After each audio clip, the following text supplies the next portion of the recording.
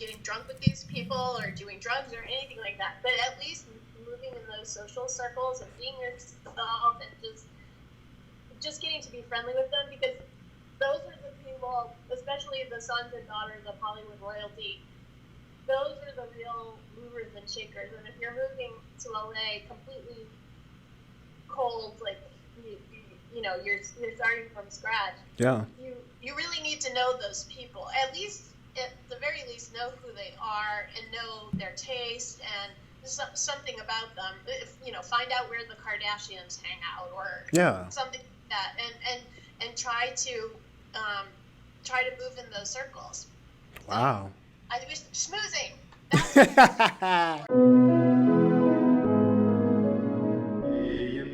Mastermind family, welcome back to the show. I am your host, JoJo, and today's Artist Motivation, where we bring on the hottest, latest artists and allow them to bring insight, inspiration, and hope so you can go out and create amazing content. And we have a very special guest. She is an entertainment consultant. She has a lot of experience working with different companies like Sega, Level 5, and so many other companies that, the list will go on and on. She's worked on, produced shows like Power Rangers, Digimon, Sonic Boom. I love Sonic, FYI. So she is a media producer, brand strategist, and a social media influencer. So without further ado, Marlene Sharp, welcome to the show. How are you? Thank you, JoJo. I will try to live up to that amazing introduction that you gave. Thank you. I appreciate it a lot. No problem. Your resume speaks for itself. You've obviously have been very intertwined in the entertainment industry, and you've worked on really cool shows. So you've obviously know what you're doing. So thanks for being on the show. I fooled you. So Marlene, tell us a little bit about yourself to the people, and just, your background, and just, what you're focusing on and things of that nature. Yeah, so my name's Marlene Sharp, and originally I'm from New Orleans, Louisiana, and I moved to California for the entertainment industry, but originally moved for performance. So I have an MFA in musical theater. I went to undergrad in New Orleans at Loyola New Orleans, and came out here for an MFA in musical theater. Okay. And then after I graduated from school, I moved up the coast a bit to Los Angeles, which is where I am now. Okay. And I kind of fell into the line of work that I'm in now through temping. And I started out temping and also auditioning simultaneously, or as much as I could. Mm-hmm. I gave those temp jobs to run off to an audition and such.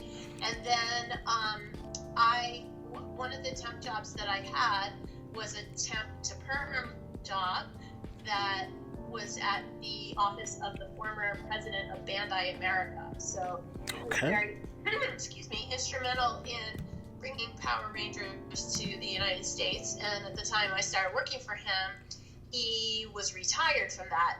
And so I was offered a full-time job. He offered me a full-time job after I had temped there for a few weeks. Okay. And I needed the money, so I accepted. And I never really wanted to be the starving artist, the starving actor.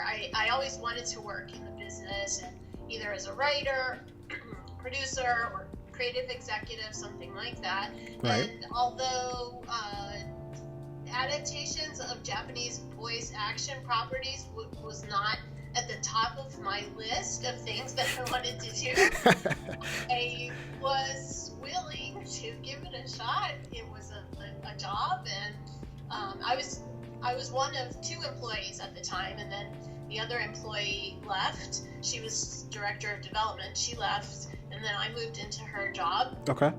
And I was at the company a total of 5 years, and that's how I got into animation and kids and family entertainment, merchandise-driven properties, and all of that. And I've kind of stayed in that space for all of my career. Wow, that's a pretty steep and interesting start to your career, right? Yeah. Well, temping, I don't really know how. I haven't temped in a while, unfortunately. But temping used to be a really viable way to get your start in the business. You would sign up with a temp agency, and it was only necessary for me to temp for a few weeks before I got a temp to perm position. Wow. And it wasn't very lucrative, but it was a lot easier to just register with the temp agency and then wait for an opportunity to come along, rather than sending my resume off into the black hole of resume portals online. Right. And then it was also a way to get to try out different companies as well. Right. So I temped at Renaissance Atlantic for a couple of weeks, but then before that I had like about two weeks of temping at various companies. Okay. And so that was interesting, getting to see different aspects of the business. Wow. I mean, so going from that to like now, 2019, what would you like recommend to somebody who's like starting in your position, like in your shoes, like back when you first got into the entertainment business? Like how would they go about breaking in or getting started, or just, trying to find their way, within the industry? Well, let's see. I think what you're doing, JoJo, actually is very, very good and effective, and that is creating your own content and creating your own opportunities and promoting. If you can be a one-man or one-woman production company and distribution company, you are already way ahead of so many people. I look at the job posts on LinkedIn a lot, and I highly recommend creating a LinkedIn profile and being very active there, because especially in the entertainment industry, recruiters look there. Okay. And if you can, there are a lot of job posts where it'll say like produce, the job description or the job title will be producer, or I'm trying to think what are some of the other job titles, but essentially they don't want a producer, they want a one-person production company. They want one person who will be able to shoot, edit, can do After Effects, can do maybe some Maya animation if possible, knows all social channels, knows everything about pop culture, and can make recommendations on where the most effective places to post are, and can grow content from the incubation stages online to something that could potentially be on a network. So the more that you train yourself to do that, the more employable you will be in this business. Wow. Okay. So that's actually pretty practical stuff. I mean, so would you say that the entertainment industry is pretty cutthroat, or is it, I don't know. Tell me the truth about the entertainment industry. Well, it is cutthroat, but I think that life is cutthroat. I think that humanity is cutthroat, and I certainly haven't found entertainment to be any more cutthroat than going to an all-girls Catholic high school, which is what I did in New Orleans, and being in a sorority in college, and just being a person. So yes, it is cutthroat, but you can find that kind of dog eat dog behavior in any industry. Yeah, and I think the reality is if you need the money to live, there's a certain amount of stuff you have to put up with, and that's the sad reality.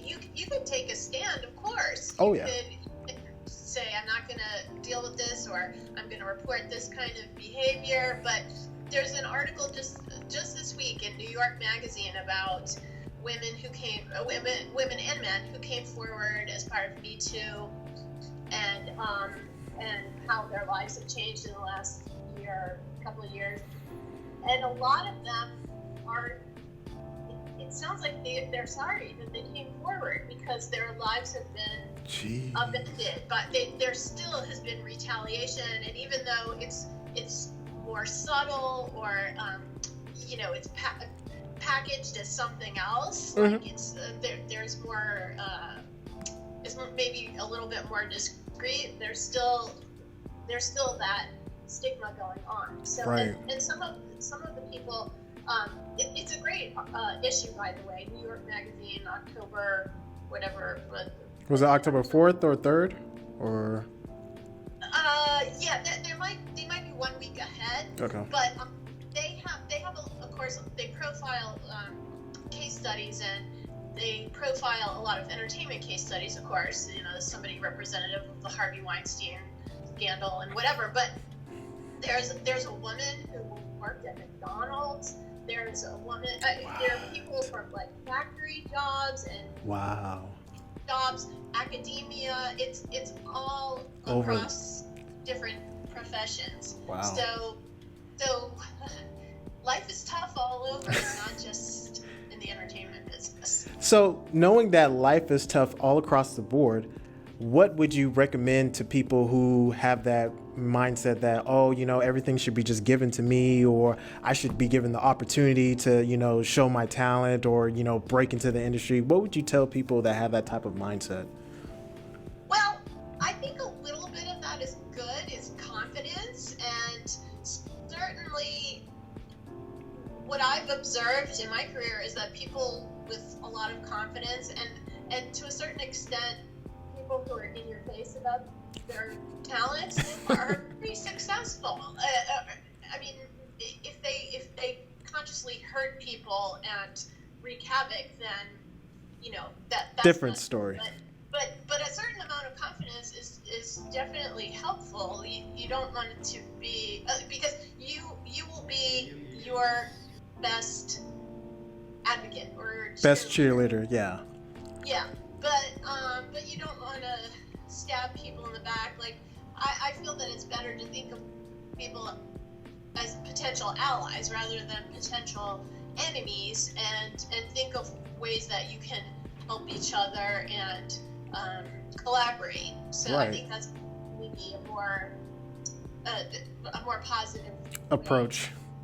Your energies. That's actually very smart, right? Instead of trying to say, what can I get out of somebody, instead of saying, just start thinking like, okay, what can I do to collaborate with this person, or maybe add value to this person, right?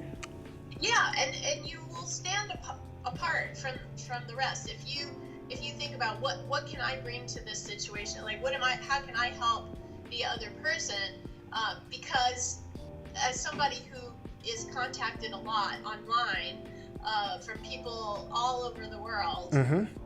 90% of the people they tell me that they are the greatest actor, writer, director, animator, whatever. Yeah. And how are you going to help me? And then when I tell them that this is my job and I'm a paid consultant, usually they're not so friendly anymore.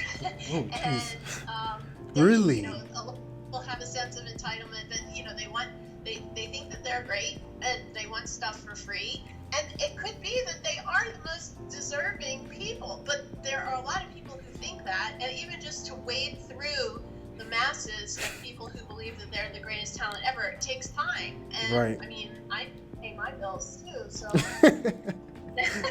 so we're at an impasse. So yeah, if you are at least open to helping other people in some way, like bringing something of value of yourself, and everybody has something to offer, then you will stand out, because there are a lot of people who are just walking around with this huge sense of entitlement, but they're not quite as giving. Understood. Okay, so tell me, what was it like working on shows like Power Rangers, Sonic Boom? I mean, tell me, what was it like? What was the environment? Did it feel great just working on those type of shows, or is that really your passion, or do you have something else cooking up in the oven? Yeah, so to be honest, none of those shows were my passion. My passion is sitcoms. Okay. And that I always wanted to do. I feel like Tina Fey had my career, and Unfortunately, there was only one Tina Fey career, and she got it. So Yeah. So while for what I found was the most excitement I got out of my jobs was to brag to other people and watch other people's reactions, because I knew that the day-to-day was not glamorous, was not, it's very much, working in animation especially is very much an office job. You know, you're pushing papers or, you know, buttons on a computer. You're not like schmoozing with celebrities. It's a very long and laborious process, and you know, there are a lot of meetings and so forth.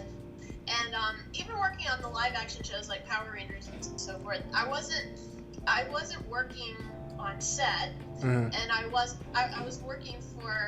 mainly working for Bandai's interest, because my boss had a consulting agreement with Bandai, and so everything that we did had some kind of value to Bandai. So we were looking at the toy interest.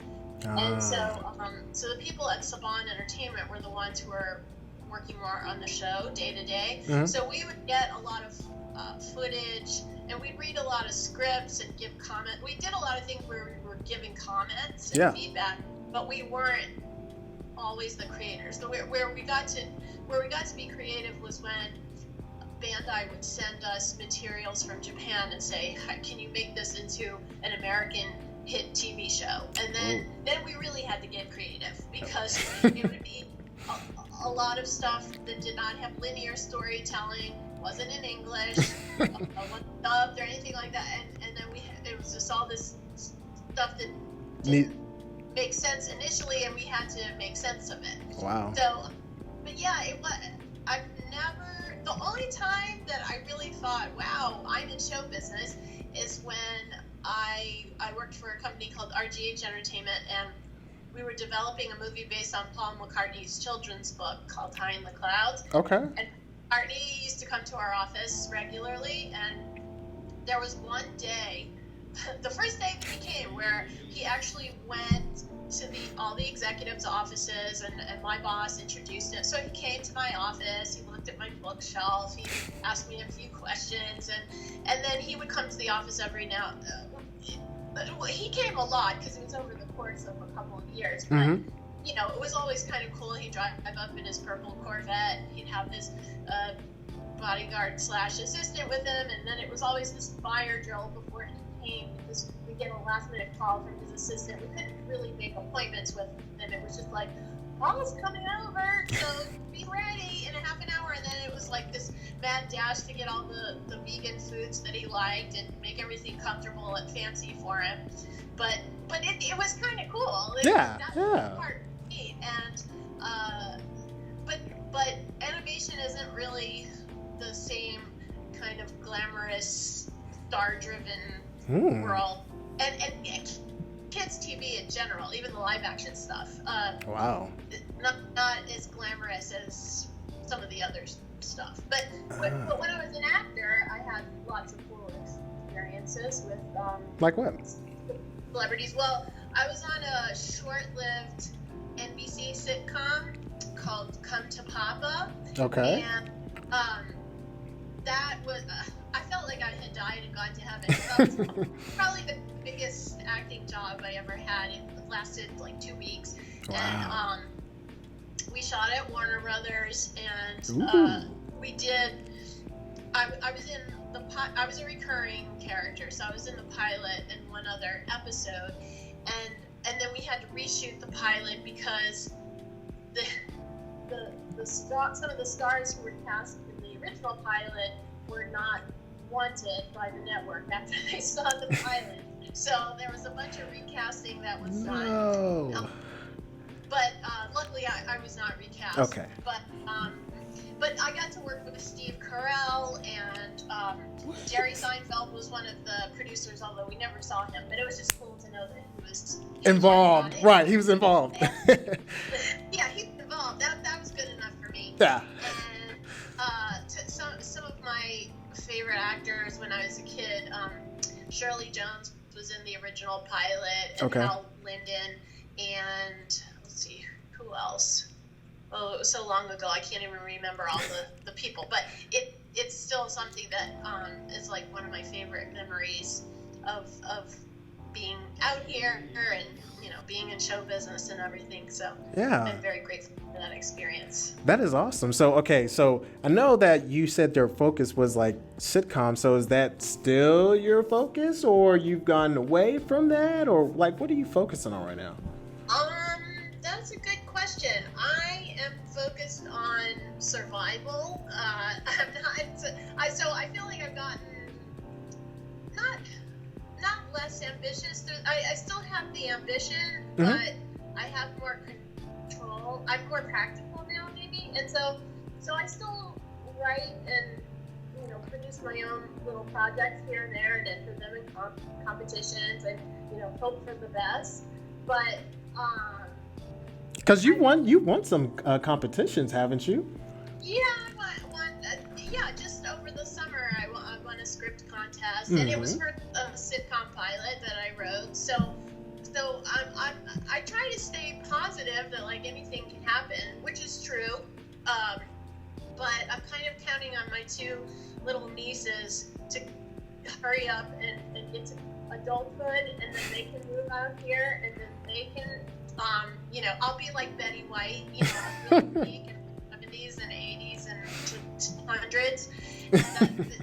But that's where I think that's my sweet spot. Okay. It's like, yeah, then my golden years, and then I can really go crazy, and I can really focus on all of my pet projects. Oh. So, yeah, but now I'm kind of open to whatever comes my way, because when I was first working on Power Rangers, I'll tell you, I was very depressed. Seriously?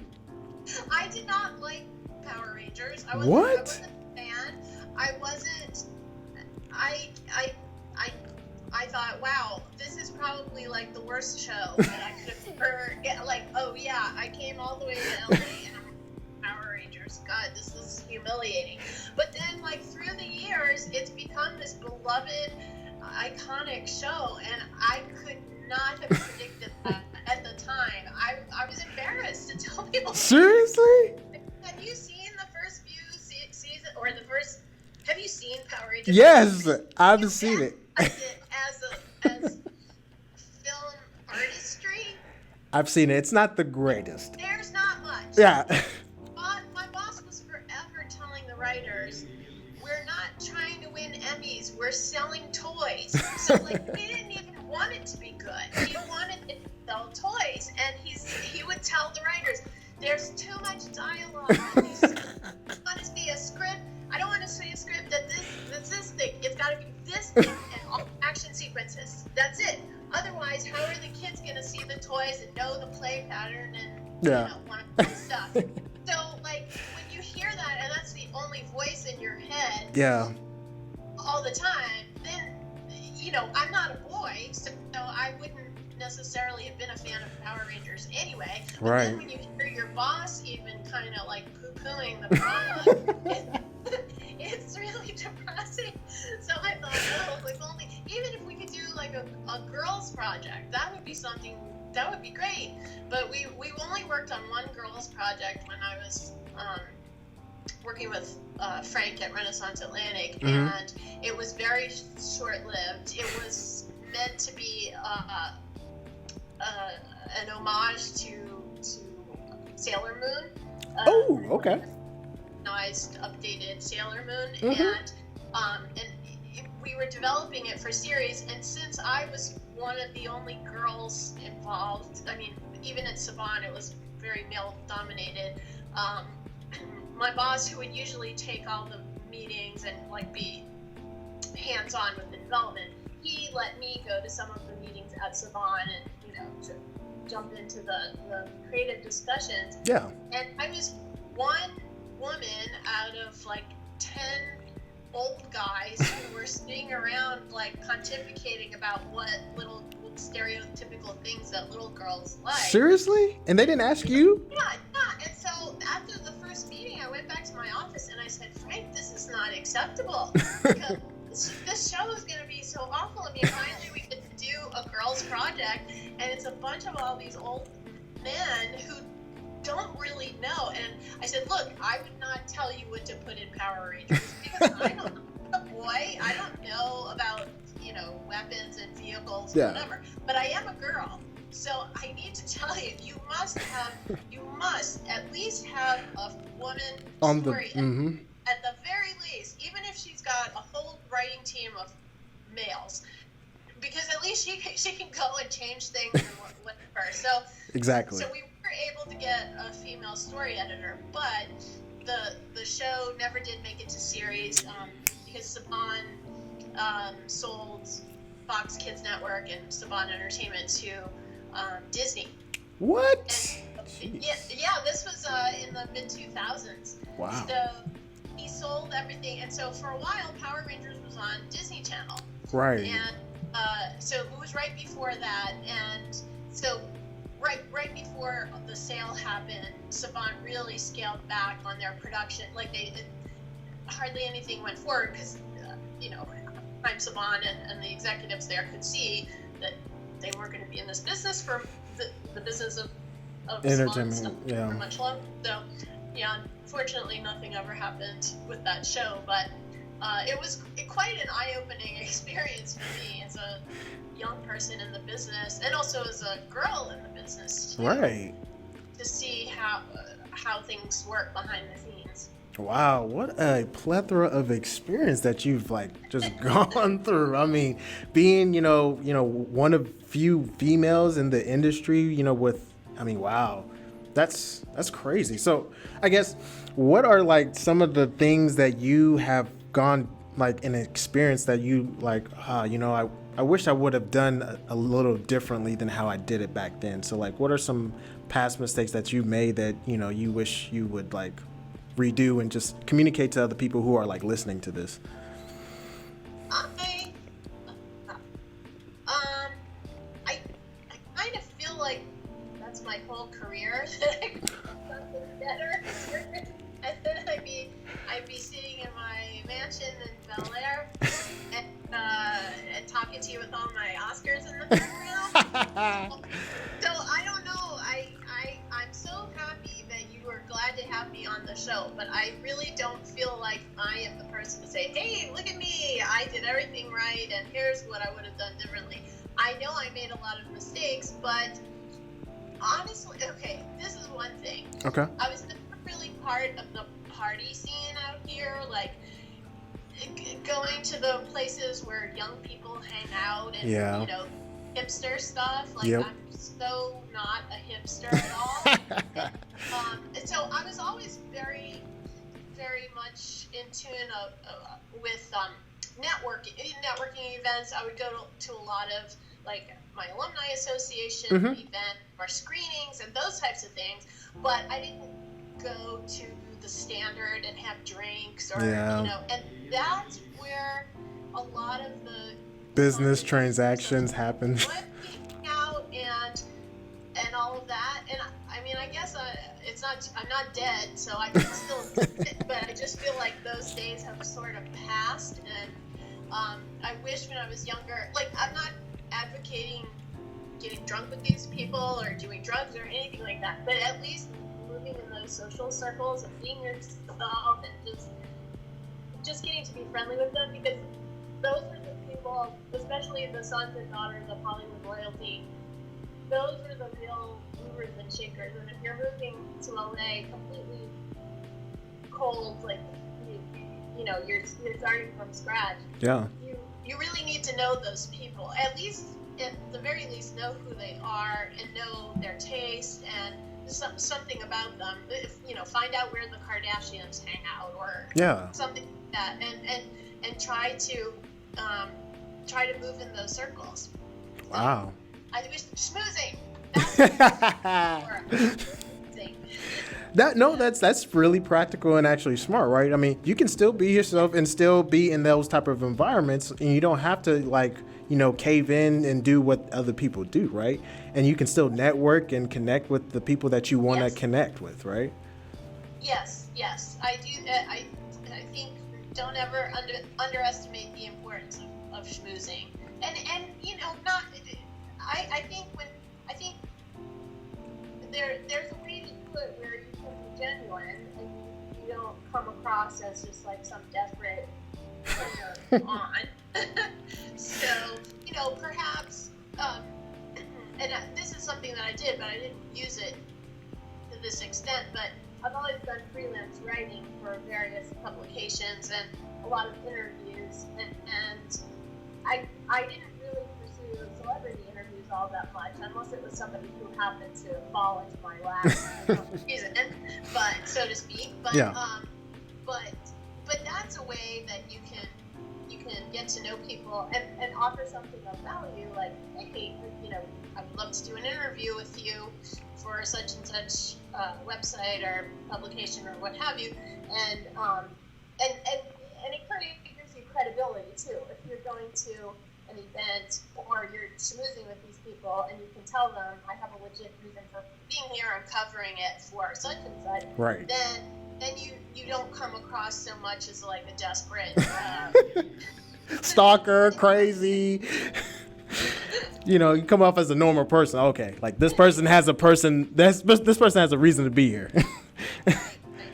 So no, that's actually really good advice. And so I guess, Marlene, like, tell us, okay, what are your really passionate projects that you have coming out in the pipeline that you're working on, that you want people to know about and like get a little bit of a taste or a sample of what you're working on? Go ahead and tell us. Well, I do have a visual aid here about it's my number one passion.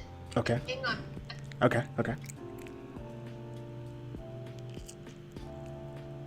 This is my number one passion right here. This little furry child. Mm-hmm.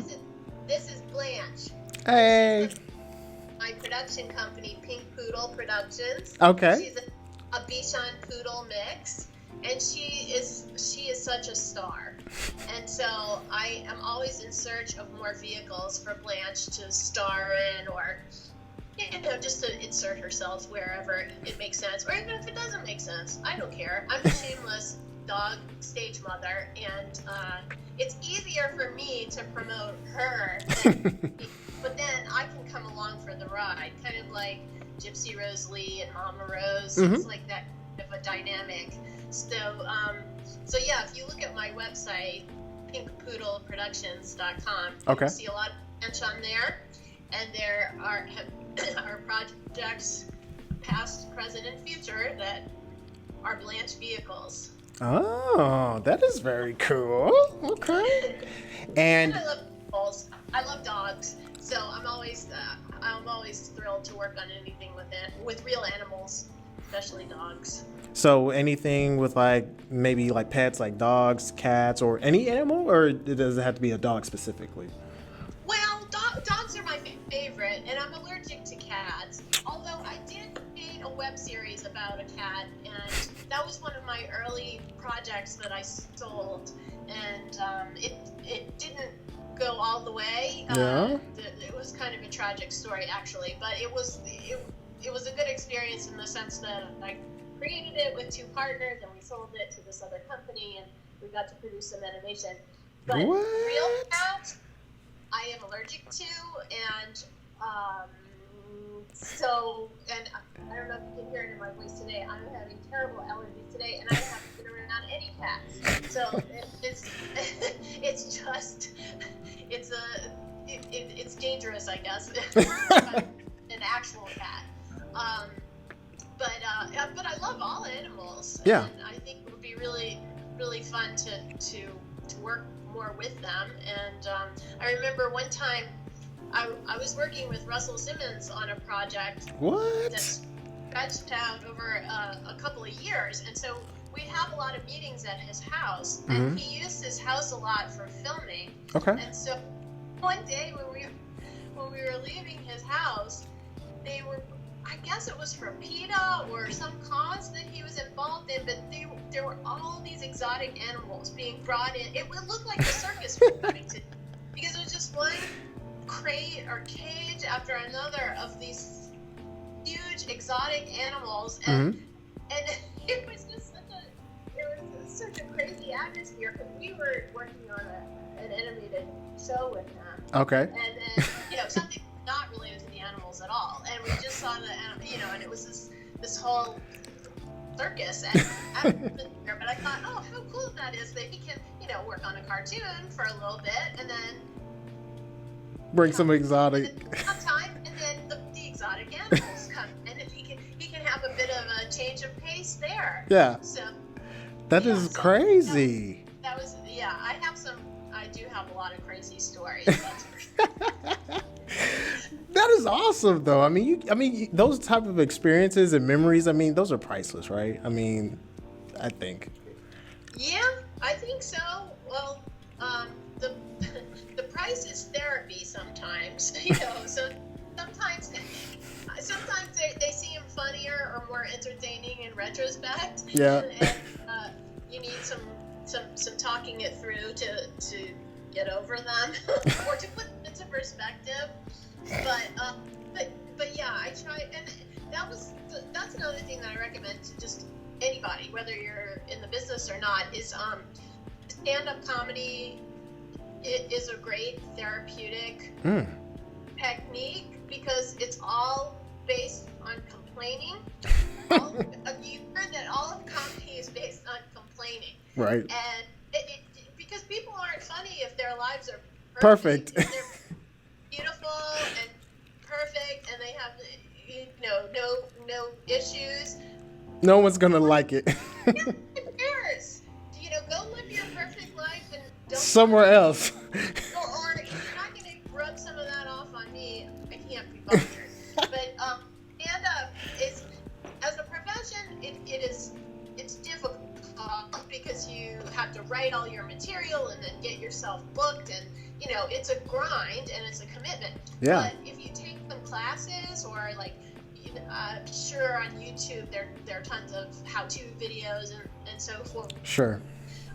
There are things you can do on your own. It's very therapeutic because it's all like taking your personal experiences and then synthesizing them into something that makes people laugh. Right. And it's a good way to take lemons and make lemonade. Yeah, that's awesome. I recommend that as a coping mechanism. That's a good recommendation. Okay, Marlene, it's been great having you on the show. I mean, we got to ask, what are some last words of wisdom that you would like to impart on the show?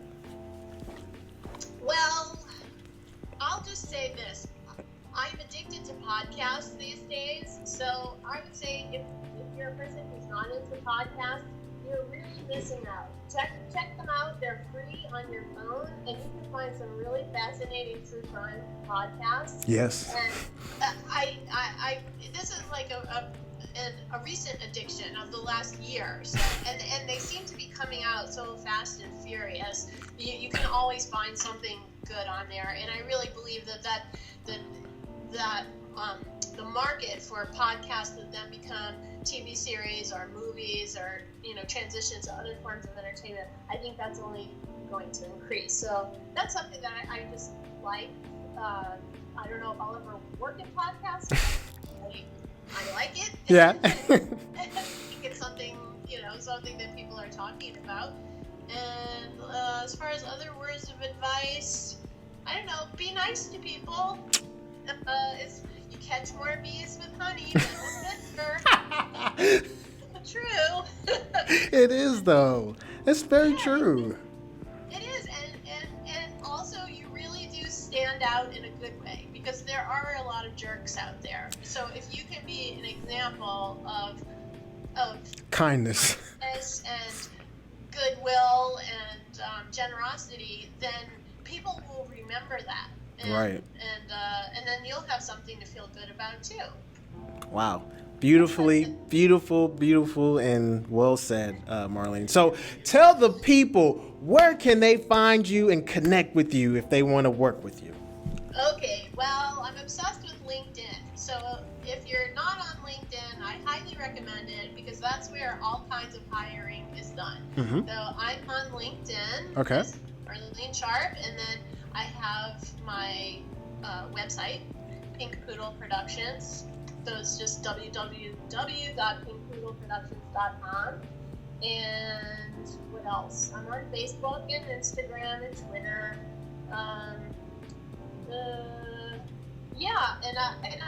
I do tend to publish articles for various platforms from time to time, and I will promote those on my social channels, as well as any projects that I'm working on that are about to air or drop or what have you. So yeah, but I'm most active on LinkedIn, and I have a YouTube channel too, but it's not really anything exciting. LinkedIn is where I focus all my energy. Okay. Awesome. Mastermind family, that is going to do it for the show. We hope you enjoyed this episode with Marlene Sharp. Be sure to like, subscribe, and share this video with anyone that you think could find useful to this information. And Mastermind family, we'll see you guys on the next episode.